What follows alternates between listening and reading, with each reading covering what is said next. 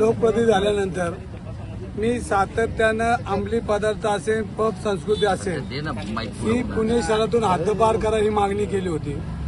आणि करत असताना ससूनचा प्रकरण आपण बघितलं असेल, ह्याच्यामध्ये आज उद्या करत आजही डॉक्टर संजीव ठाकूरांना अटक केली नाही। हे सरकार गुन्हेगारांच्या पाठीशी आहे, हे चित्र आज आपल्याला दिसतंय। 2 दिवसापूर्वी पुण्यामध्ये ज्या 2 इंजिनियर मुलांची अपघात मानणाऱ्या ती हत्या झाली आणि हत्या झाल्यानंतर पोलीस अधिकाऱ्यांनी ज्या पद्धतीने याचा तपास केला, ह्या तपासामध्ये अनेक त्रुटी ठेवल्या। ह्या प्रकरणामध्ये 2 एफआयआर फाडल्या गेल्या आणि अशा वेळेला पुणेकर रस्त्यावर आल्यानंतर माननीय गृहमंत्री देवेंद्र फडणवीसांना इथे यावं लागलं आणि त्याच्यामध्ये दुसऱ्या वेळेला गृहमंत्र्यांना यावं लागलं आणि त्यांनी एफआयआर मध्ये बदल करून त्या लोकांवर एक पुणेकरांची समजूत काढण्यासाठी त्यांनी दुसरी एफआयआर दाखल केली।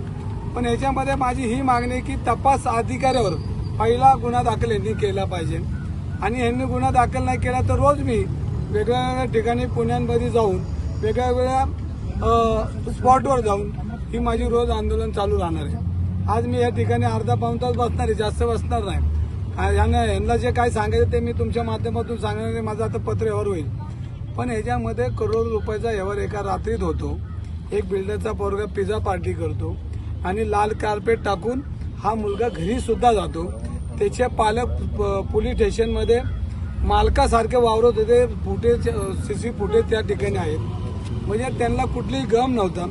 जी मुलं मृत्युमुखी पडली त्यांचं शव ससूनच्या डेड हाऊसमध्ये आहे आणि त्यांना अजून पंचनाम्यासाठी बी पोलीस आले नव्हते।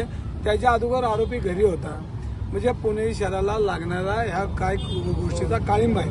पुणे विद्येचं माहेरघर आहे आणि विद्येच्या माहेरघरामध्ये अनेक लाखो विद्यार्थी आज पुण्यामध्ये येतात, देशातले येतात, परदेशातले येतात आणि पालकांमध्ये भीतीचं वातावरण निर्माण झाले की आपला मुलगा पुण्यामध्ये शिकायला गेला तर सुरक्षित आहे का, आणि मग सुरक्षित नसेल तर मग पुण्याच्या विद्येच्या माहेरघराला हा तडा लागण्याचं काम पोलीस खात्याच्या माध्यमातून, पाकिट संस्कृतीच्या माध्यमातून आज जे पब चालतात, हे पब तर पहिले बेकायदेशीर आहेत। एक्साईजची लोक तिकडे जात नाहीत, महानगरपालिकेची लोक जात नाहीत। मग पोलीस अधिकारी, पोलीस कमिशनर त्याची नियमावली करताना काही बघतात का नाही, आणि बघत नसेल तर याच्यामध्ये प्रचंड मध्ये पैसा हा कमिशनर ऑफिसपर्यंत पोहोचतो, हे माझं मत आहे आणि ते मत खरं आहे।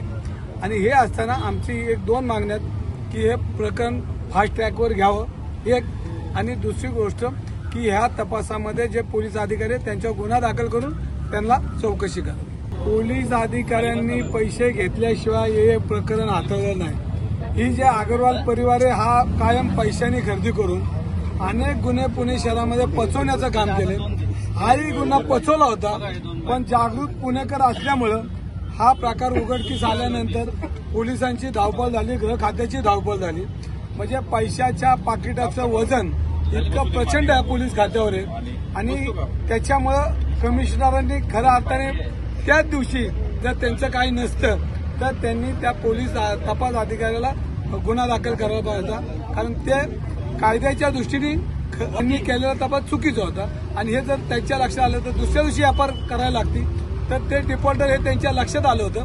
मग डिफॉल्टर तपास अधिकारी होता तर त्याला ज्यांनी संरक्षण दिलं, ह्या व्यवहारात ज्यांनी मदत केली, हे जे अनेक फुटेज आता आपल्याला हळूहळू लोक आणून देत आहेत आणि त्याच्यामध्ये पोलीस अधिकाऱ्यांनी कुठल्या हॉटेलमध्ये डील केलं, कोणाबरोबर फोन केले, ह्या सगळ्या गोष्टीचा तपास झाला पाहिजे।